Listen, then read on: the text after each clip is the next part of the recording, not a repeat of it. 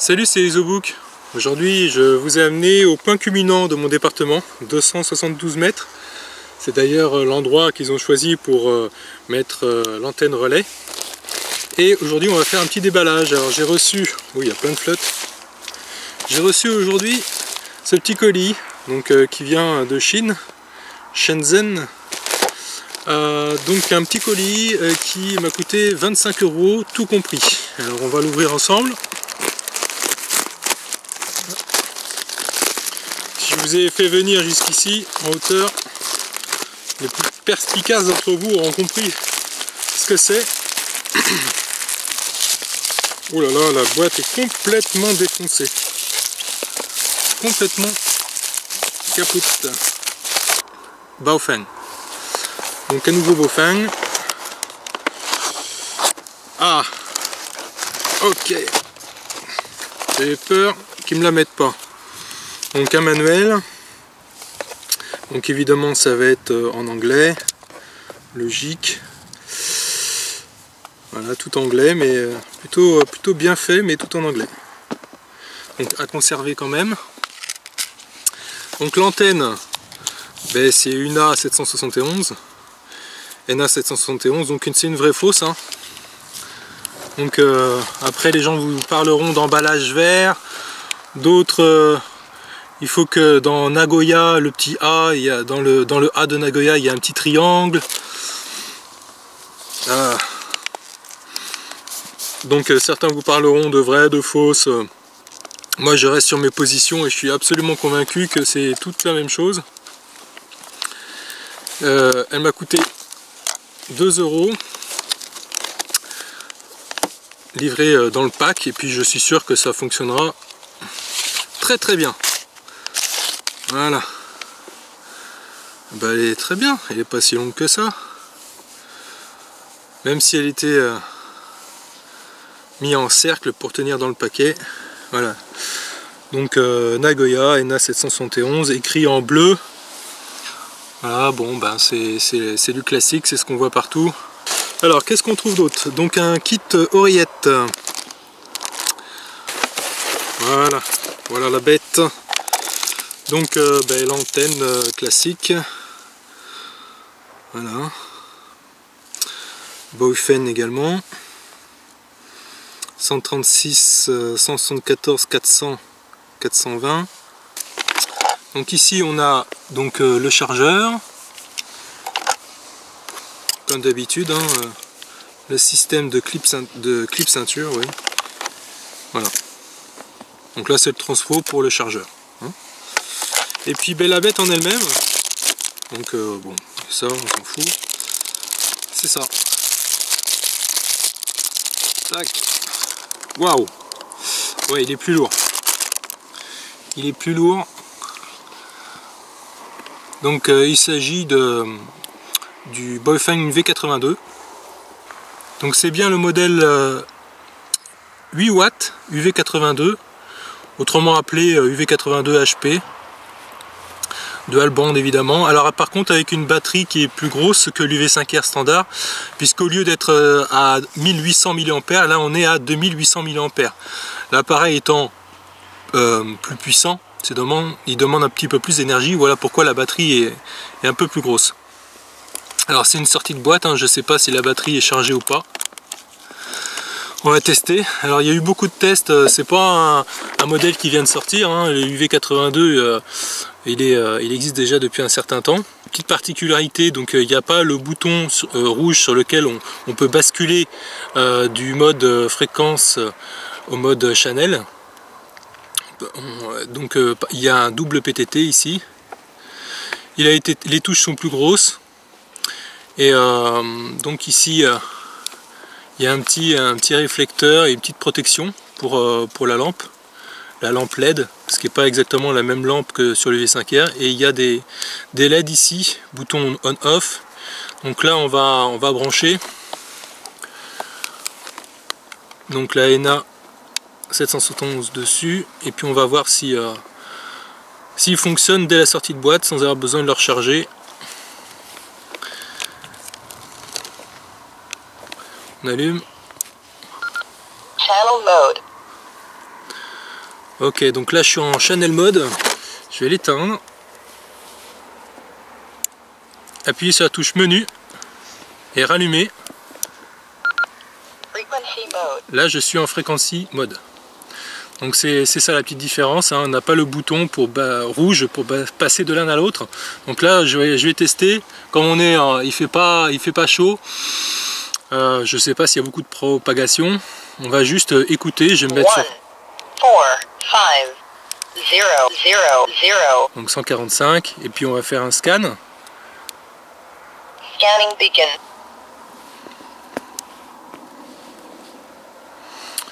Donc on est samedi, hein. Si jamais je capte rien, je reviendrai demain matin ou ailleurs, parce que c'est le dimanche matin que les gens discutent. Les radios amateurs, voilà. Donc là à mon avis on va pas capter grand monde. Je suis en high visiblement, donc il y a 3 puissances, petite, moyenne et grande, hein, tout simplement. On va arrêter le scan. Le SQL, bon, il est toujours réglé en général sur 3. On va baisser le squelch à 1, menu. Donc tout ça, ça fonctionne exactement quand on est familiarisé avec l'UVR5, il n'y a pas grand changement. Le step, bon le step, oui, on va le mettre à 12,5. On peut aussi le baisser à 6,25. Qu'est-ce que je voulais faire d'autre? Ouais, on continue. Qu'est-ce qui est important? High, voilà, c'est ça. Power. Alors le power, on a le choix entre low, middle, height. Voilà, donc là on est en height. Réellement, donc d'après les tests, parce qu'il y en a qui sont équipés d'appareils spécifiques, faut savoir que le UV5R de 5 watts, on voit réellement que du 4 watts. Et celui-ci qui est donné pour 8 watts, on voit réellement à peu près 6 watts. Mais 6 watts, c'est quand même 2 watts de plus que l'UV5R, donc c'est pas négligeable. Au niveau de la taille,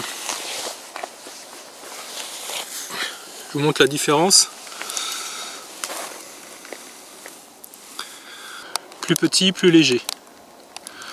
Bon, celui-ci, j'ai déjà fait une vidéo dessus, avec son antenne dépliable, voilà, et qui fonctionne extrêmement bien. Ils arrivent exactement à la même hauteur, hein, toutes les deux. Hein.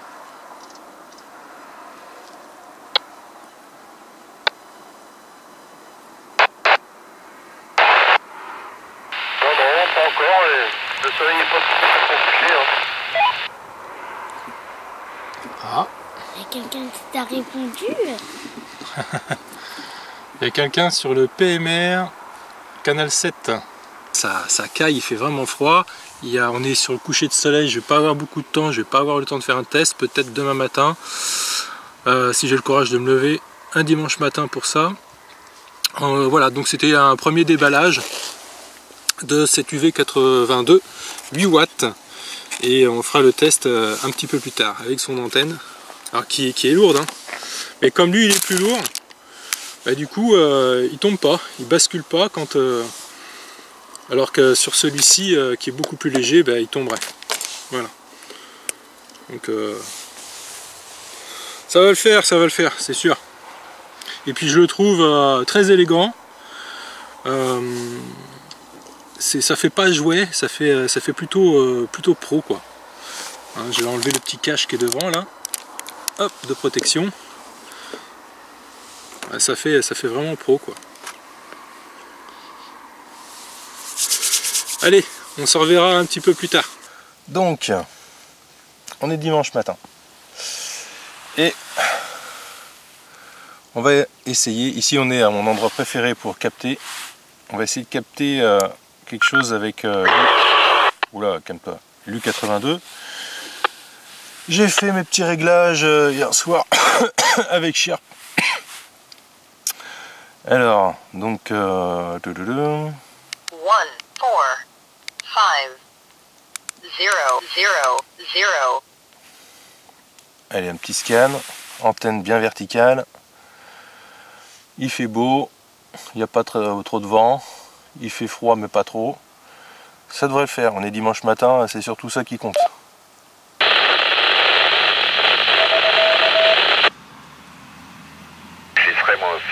voir parce que ça m'intéresse quand même, hein, tu vois, de voir comment on manipule ça. Bon, l'avantage c'est que s'il se plante, il peut aller récupérer son char à voile, ce qui n'est pas le cas sur les bateaux radiocommandés. Hein.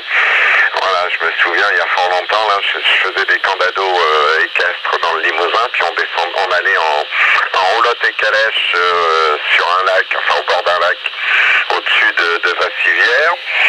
Et il y avait un radioamateur, je sais plus, j'étais pas radioamateur à l'époque, j'étais intéressé, je voulais passer l'examen, j'étais pas encore radioamateur. Alors la voix est un petit peu plus grave, puisque sur celui-ci on a un haut-parleur de 1 watt d'une marque extrêmement connue, de qualitative, et alors que sur l'UV5R on a sur tous les UV5R d'ailleurs, un haut-parleur de 0,7 watts de pas de marque. Voilà.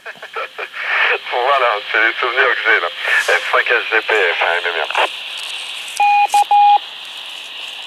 Ok, madame, FMMR, 5 SGP. Ouais, effectivement, quand ça cale au milieu du plan d'eau, c'est un peu embêtant. 5, un vieil femme, il faut que j'ai un deuxième Astalic. J'en ai deux modèles et il faut que je câble l'autre sur l'ICOM à l'intérieur et que je fasse la prise RJ45 qui va derrière pour pouvoir faire de l'unité. Voilà, donc on va pouvoir enfin comparer. En route là, j'allume. En émission, c'est plus compliqué. Il faut câbler une prise RJ45 radio. Je ne l'ai pas encore fait, mais ouais, ça peut être sympa d'envoyer ça en HF. Il va falloir que je me penche sur la question. J'ai noté la fréquence que tu m'as donnée, la 14230. Ça doit être quelque chose qui doit passer un petit peu le 20 mégas là. Il y a peut-être moyen de s'amuser un petit peu. Voilà. On dirait que j'ai une barre en moins écoute, sur ce modèle-là par rapport à l'autre. 5 OQL, un OMZ. Ok, QSL, fan OMZ, 5 OQL d'ortho, bah écoute, ouais, c'est ça, ouais. En fait, à Chauray, oui, c'est ça, j'habite à Chauray, exactement. Petite commune de 6800 habitants. Et bah lui, il est pas loin. Au nord de Niort, en fait, sur la route Poitiers-Paris, pour te situer, direction Saint-Alexandre-l'École, exactement. Remind me one second just who I am because I need to know.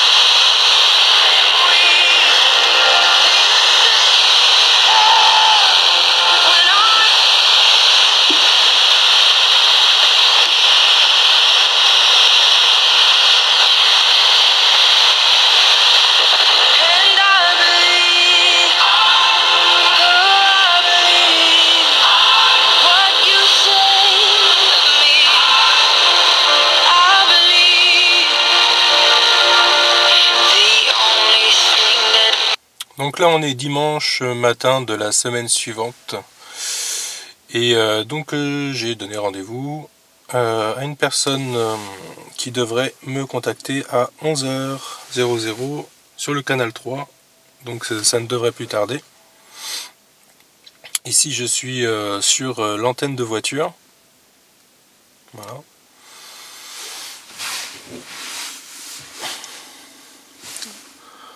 La NA 771 donc là est démontée et donc là je suis branché, voilà, sur la 108 UV et puis ben, j'ai branché le haut-parleur sur la prise Kenwood.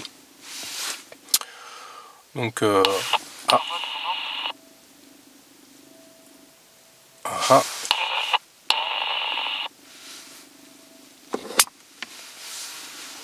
tiens.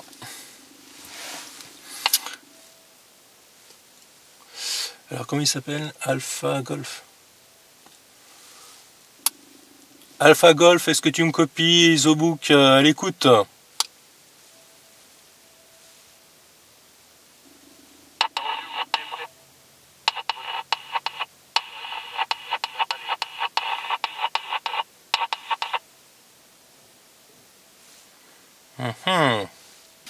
Peut-être que c'est lui, peut-être pas. Donc ce qu'on va faire, c'est qu'on va bouger, on va changer d'endroit. Allez, on bouge.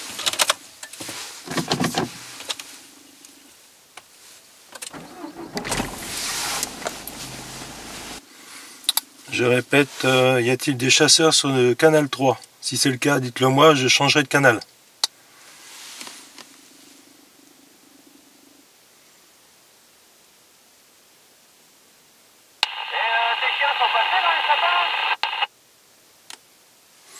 Bon, visiblement, ils n'en ont rien à branler.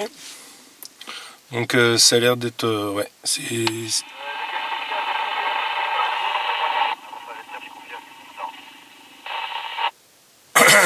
Ouais, donc il y a du monde sur les ondes ce matin. Donc là, peut-être que l'intérêt de passer au canal 3.3 PMR, c'est intéressant. Et ce qu'il y a, c'est que tout le monde n'a pas les cordons, le logiciel pour faire les programmations. Donc déjà, il n'y a pas beaucoup de survivalistes en réalité. Ceux qui sont équipés de radio, c'est pas tout le monde. Donc quand les gens sont au courant qu'il existe le canal 3, déjà c'est beaucoup. Il faut que les gens aussi soient proches les uns des autres. Donc pour trouver un survivaliste sur le canal 3 ou 333, c'est compliqué. C'est compliqué, c'est pas demain la veille que ça arrivera. D'un point de vue statistique, il y a vraiment peu de chance, autant de chances que de gagner au loto, hein. Personnellement je pense. Mais c'est peut-être que le début, qui sait. Donc ce qu'on va faire... On va... donc il n'y a rien sur le 3.3. Et le 3.33. Ah. Je capte à fond. Comme s'il y avait quelqu'un qui parlait.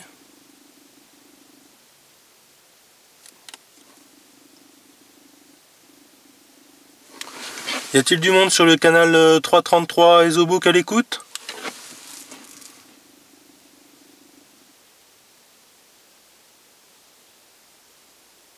Ah, il y a quelqu'un, on dirait, qui essaye de parler. Et voilà, si t'as pas mis les bons codes, les bons sous-canaux, les bons hertz, machin, truc. Aïe, aïe, aïe. On va voir ce qui se... Merde, ta gueule. On va voir ce qui se passe sur le VHF.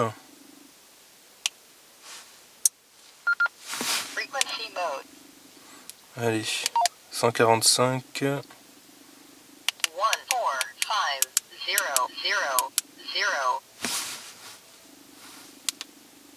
Scanning beacon.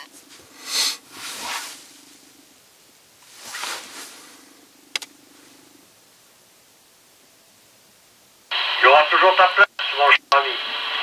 Scanning stop. Réservé, pas besoin d'inscription pour toi. Ok, merci, 73 à tous. Gérard, KTBP au micro.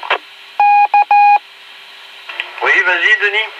Oui, je t'ai répondu hier soir, enfin à toi et à Francis, à propos de l'interface. C'est oui, hein. Je veux bien en acquérir une et la construire. J'avais fait la réponse aux deux, alors je pense que tu l'as bien reçu, puisque et que c'est juste un oubli au QSO là. Pour moi, c'est oui l'interface. Sinon, bah, rien d'autre. Et puis le radio-amateurisme, c'est en voie de disparition, puisque mais normalement, oui. Honnêtement, on s'aperçoit que les voix sont tremblotantes et les gens sont plutôt âgés. Et vraiment, ouais, vraiment, en général, ils ont plus de 60 ans. Oui, Denis, oui, mais j'avais bien lu ton message, mais après, j'ai confondu avec un autre message, tu me demandais le prix. Il n'y a pas de renouvellement de la jeunesse par rapport à ça. C'est ce qui est dommage. Hein. Je sais même pas si ça arrivera, disons, enfin on verra ça. Parce qu'on fera un petit... À part, comment il s'appelle, Fréquence Citoyenne, qui a l'air d'être très jeune, environ peut-être à peine la vingtaine. Sinon, en général, c'est papy. Hein. Les messages se sont croisés. Non, c'est bon. Donc oui, galette, oui, interface, oui, le prix. Il n'y a plus qu'à souder quand les pièces seront là. Allez, 73 à tous, 88 à Nicole, si elle est encore à l'écoute. 4FBP en QRT maintenant. Merci Gérard. 6BG double de retour avec ses 64, avec ses regrets.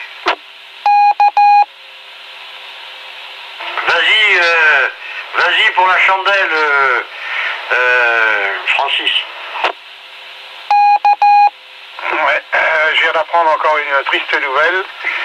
Il y a un ami qui vient de nous quitter là. Voilà. Donc tu vois, c'est la raison pour laquelle j'étais pas disponible. Bon. Donc veuillez bien m'excuser de cette absence momentanée. On va aller voir ailleurs hein, parce que c'est un peu chiant quoi. Il n'y a pas grand chose. Il n'y a pas grand chose. Je me suis mis dans la voiture parce qu'il fait quand même froid. Donc et puis ça... En fait je me suis aperçu, moi j'avais pris cette antenne de voiture un petit peu par hasard. Et puis je m'aperçois au bout de 2 ans qu'elle fait partie du top 3 des antennes qui sont achetées. Voilà.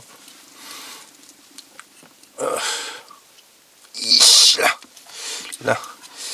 Donc ouais, elle coûte, j'ai dû la payer 8 €. Aujourd'hui on peut la trouver à 6 ou 7 €. En général, elle fait le double de distance de celle-ci. Mais moi j'ai constaté plutôt une équivalence. Hein. Pour moi c'est pareil. Alors. 2 personnes qui m'ont répondu par écrit. Toi tu m'en as donné 2. Et Bernard, je l'ai entendu ce matin, je l'ai ajouté à la liste. Voilà. Donc il y en a 2, 4, il y a 5 personnes. Bon, mais c'est bien, 5 personnes, c'est parfait. Bon, il y en aura peut-être d'autres. Il y a peut-être F9SV, mais lui, il faudra qu'on l'indique parce qu'il a des problèmes de vue et des problèmes de tremblement d'une main. Enfin bon, on en parlera. C'est pas tout jeune tout ça. Et puis peut-être qu'il y en aura d'autres. Ok, donc là, si ça grésille un petit peu, c'est que tout simplement, je suis à 1 mètre plus bas que mon antenne. Ce qu'il faut savoir, c'est que pour qu'une antenne capte bien, celles qui sont fournies sont courtes, environ 16 cm, c'est donc des antennes 1/4 d'onde. Celle-ci, entre le bout ici de l'antenne jusqu'au corps, puisque le corps lui est en métal et conducteur, il fait également office d'antenne. Si on a 50 cm entre le bout de l'antenne et le bas de son appareil, eh bien là on est sur une demi-onde et donc on capte mieux qu'avec 1/4 d'onde. L'idéal serait peut-être une antenne qui fasse en tout 1 mètre pour avoir une onde complète, mais seulement c'est difficilement transportable. Chose que l'on peut avoir facilement en haut de son toit ou sur le capot de sa voiture. Le fil qui est ici, que j'ai déjà présenté parce que je le mettais à l'époque sur un plateau d'argent fixé dans les branches d'un arbre. Oh non, il y a une dame qui va me prendre pour un fou si je sors avec ma caméra en train de filmer le capot de ma voiture. Elle va me prendre pour un taré. On va attendre un petit peu. Donc, avant je le faisais passer par ici, mais du coup j'avais le fil qui était proche de la tête. Alors du coup, voilà, je le fais sortir par là. Voilà, tac. Donc là, ça doit mesurer donc une 50aine de centimètres en tout, et ce qui me fait donc une demi-onde. Voilà.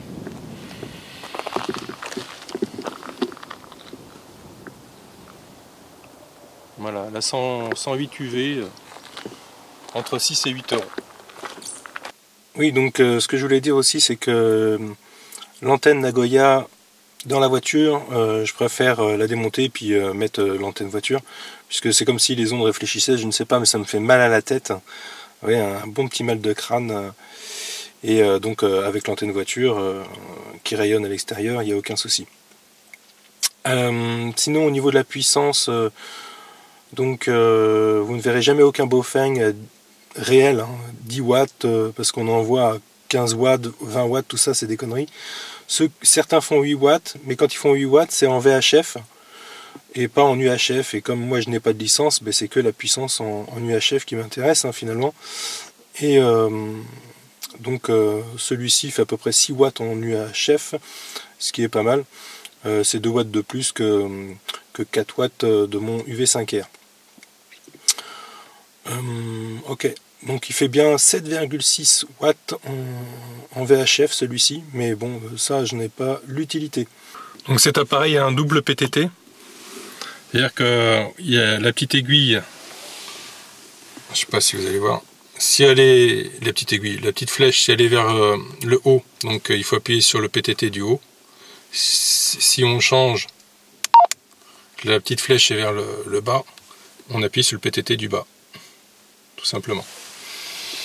Donc il peut écouter 2 fréquences à la fois, de la double veille on appelle ça. Ben là je suis à peu près à allez on va dire 7 km de toi.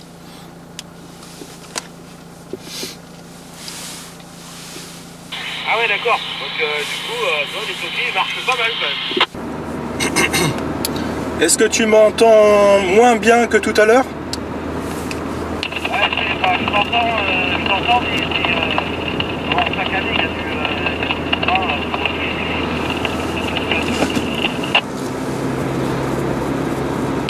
c'est moins clair que tout à l'heure.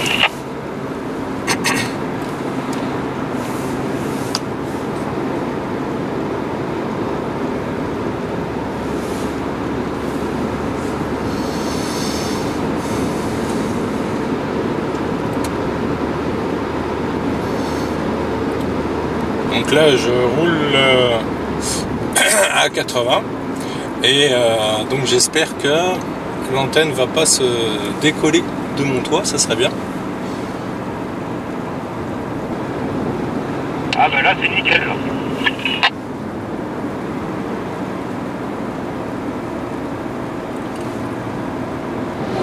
Donc tu me dis que tu es à côté du garage Renault, c'est ça?